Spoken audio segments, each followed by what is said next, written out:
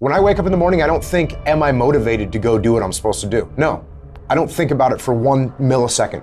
When the alarm clock goes off, I have no thought about whether this is easy, whether this is hard, whether I want to do it, whether I don't want to do it.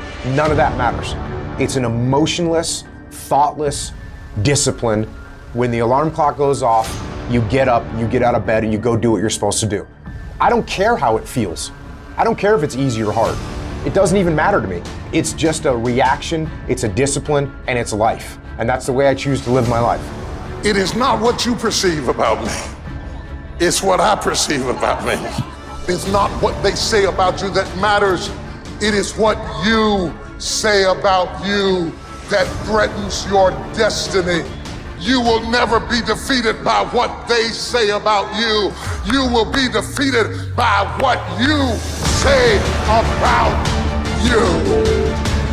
The difference between successful people and non-successful people is here. You have to change this. So if you're at a place in your life and you ain't happy with it, you have to change some things. But you have to make a conscientious decision that you're going to change. And it's not dependent on anybody else.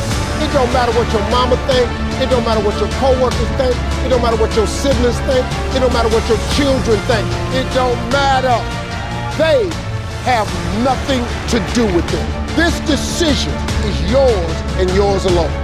Your hardships, your challenges, your situation will either be the reason you don't make it, or it will be the story you tell when you do make it, and you get to make that choice. Those of you that are achieving, one of the reasons the achievement is slowed down is you've allowed yourself to feel less desperate. When you were broke and starting your business, or when you were brand new in your relationship and you were desperate to get her to love you, or desperate to get him to love you, you took massive, big action. How many of you are moms in the room? Raise your hand. If you woke up tomorrow morning and your baby wasn't in their bed, would you be desperate right away, yes or no?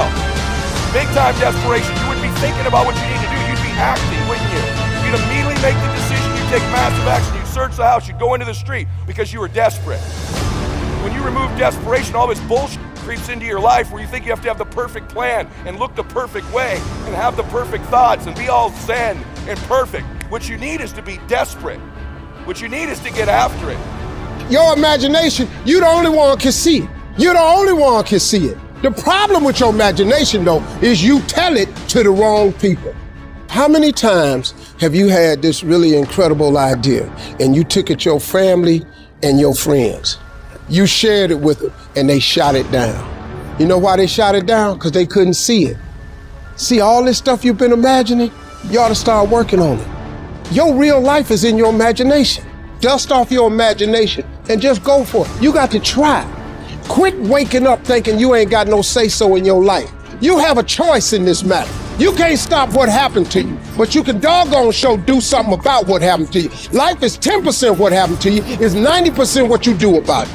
I don't care if you have to inch your way day by day. Even if you have to get down and it hurts and it's hard and nobody can see what you're really going through. If you don't quit. If you want to know something about yourself, sit on your bed one night and say, what's one thing I'm doing wrong, that I know I'm doing wrong, that I could fix, that I would fix? You meditate on that, you'll get an answer. And it won't be one you want, but it'll be the necessary one. Everything that's happening to you is God is processing. Every difficult moment you're having, He's just processing it. That's all He's doing. Everything you're going through is preparing you for what you ask God for. And if you need to be tough when you get to where you're going, then He gonna toughen you. If you gotta be more caring along the way, He gonna let you have some trials come your way that's gonna have to produce that in you. If you want to begin to move, you've got to clear your mind of all the unnecessary luggage and baggage that's weighing us down. You're going to have people to do things to you. Things are going to happen to you. And the most important thing to do is to harness your will and let it go and move so you can grow, so you can get on with your life. It doesn't matter about what happens to you. What matters is, what are you going to do about it?